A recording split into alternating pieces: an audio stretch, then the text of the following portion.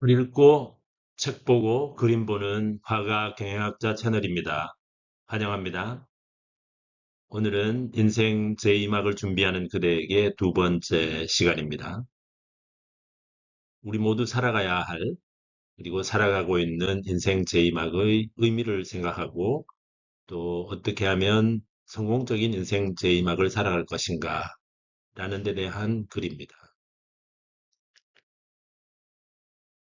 오늘은 행복한 인생 제2막을 위하여 그리고 파랑새를 찾아서 두 개의 글을 읽도록 하겠습니다.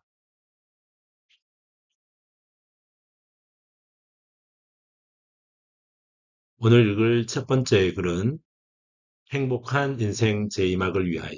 우리는 누구나 궁극적으로 행복한 인생을 지향하고 있죠. 특히 우리 인생 제2막에서 어떻게 하면 행복하게 살아갈 것인가. 그렇게 하여 어떻게 행복한 인생을 마무리할 것인가 하는 데 대해서 생각해 보았습니다. 이 글은 2025년 5월 27일 작성된 글입니다.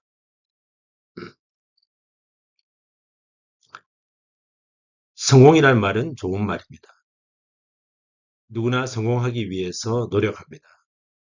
그러나 우리가 지향하는 목표가 무엇이냐에 따라 성공을 위한 노력도 그 결과도 완전히 다른 것이 됩니다. 우리의 인생이 성공적인 것이 되기 위해서는 우리에게 성공이란 무엇인가 먼저 생각하지 않으면 안 됩니다. 일반적으로 성공이란 말은 부자 되고 유명해지는 사회적 성공을 의미합니다. 누구나 젊은 시절 그러한 성공을 꿈꾸며 젊음을 바쳐 노력합니다. 젊음 하나로도 그러한 성공이 손에 잡힐 듯 합니다. 아직 젊기에 목표를 이루기 위해 노력하는 모습은 청춘을 아름답게 만듭니다.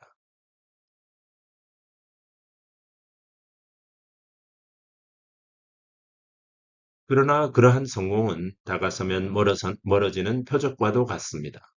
더 큰 성공을 위한 우리의 갈망은 밑빠진 항아리와 같습니다. 더 큰 성공을 위한 갈망은 청춘이 타고난 재가 될 때까지 우리를 몰아세웁니다.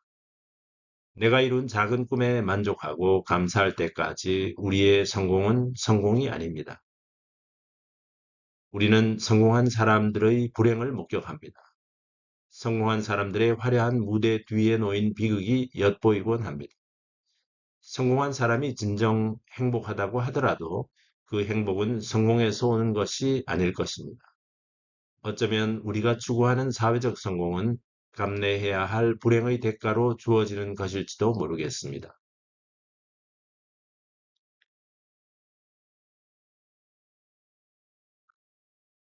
인생 제2막을 성공적으로 마무리하기 위해서는 우리가 추구할 성공이 무엇인지 분명히 하지 않으면 안 됩니다. 젊은 시절 우리를 갈망으로 불태웠던 사회적 성공이 우리의 목적지가 될 수는 없습니다. 단지 에너지가 고갈되어 가기 때문만은 아닙니다. 이제는 조용히 돌아와 행복으로 우리 인생을 채워가야 할 때입니다. 더 크고 많은 것을 추구하지 않고 주어진 것에 감사하고 만족할 때입니다. 우리의 행복은 더 크고 많은 것과 함께 주어지는 것이 아니라 작은 것에 만족하고 감사할 때 주어지는 보너스와 같은 것입니다.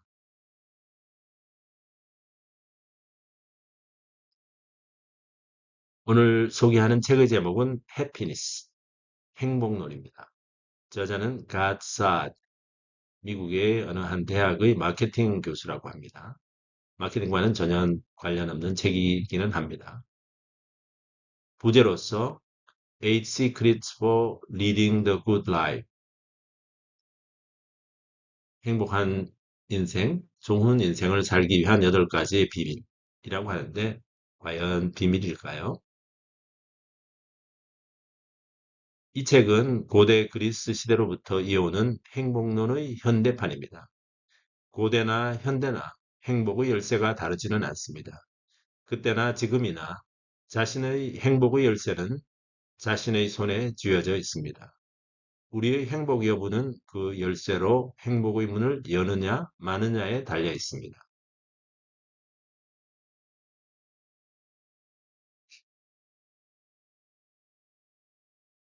오늘 두 번째 읽을 글은 파랑새를 찾아서 라는 제목의 글입니다.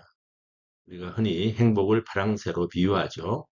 우리가 행복하기 위해서는 어떻게 해야 하는가 하는 데 대해서 생각해 보았습니다.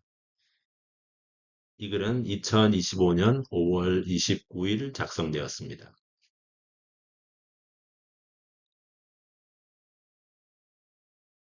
노년 인구가 많아지면서 슬기롭게 인생 제2막을 보내는 것에 대한 유튜브 채널이 헤아릴 수 없이 많아졌습니다. 이런저런 충고들 가운데 비중이 높은 것 가운데 하나는 불필요한 인간관계를 정리하고 홀로 잘 지낼 수 있도록 하라는 것입니다. 자식도 믿지 말고 심지어 배우자도 믿지 말라는 것입니다. 사실 젊을 때도 그렇지만 나이가 들면서 더욱 주위 사람들에게서 상처를 많이 받습니다.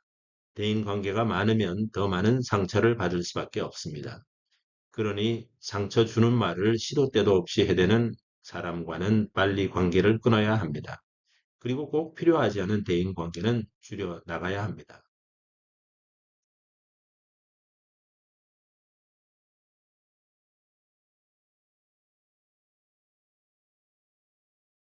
가정 내에서도 평화가 함께 하지 못하는 경우가 많습니다. 부모 자식 간이나 부부 사이에도 가까운 만큼 더 자주 갈등이 발생할 수 있습니다. 가족 간의 상처를 주고받게 됩니다. 돌이킬 수 없다면 증오를 가슴에 품고 가족으로 남아있기보다는 정리하는 것이 더 나은 선택이 될 수도 있습니다. 그러나 그것으로 이야기가 끝난다면 그것은 결코 슬기로운 인생 제이막이 될 수는 없습니다. 상처받을 가능성이 두려워 인생에서 가장 값진 보물을 포기하는 꼴이 됩니다. 그냥 도덕적인 이야기가 아니라 행복에 관한 수많은 과학적 연구에서도 하나같이 나오는 결론은 행복은 좋은 인간관계 없이는 불가능하다는 것입니다.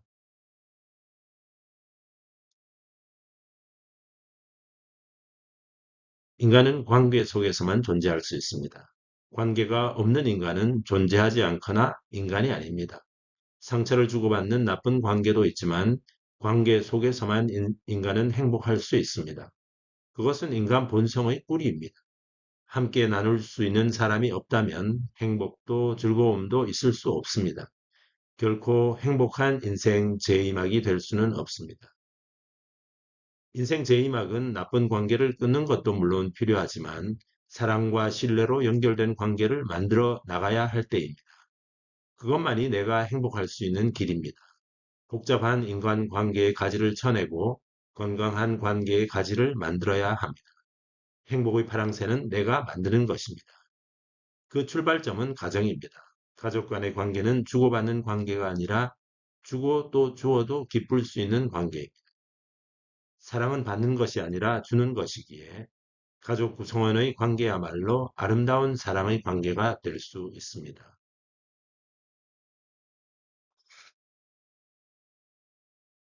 오늘 소개하는 책의 제목은 The Good Life and How to Live It. 좋은 인생이란 무엇이고 어떻게 좋은 인생을 살 것인가 하는 제목이 붙어 있습니다. 저자는 로버트 월딩어 그리고 마크 슐츠 두 사람 다 하버드 대학 교수이고 행복에 관한 세계에서 가장 오래된 20세기 초반에 시작해서 지금도 계속되고 있는 현재 연구 책임자로 되어 있습니다. 부제는 Lessons from the World's Longest Study on Happiness. 행복에 관한 세계에서 가장 긴 최장의 연구로부터 얻은 결론, 연구의 결과를 요약한 것이겠습니다.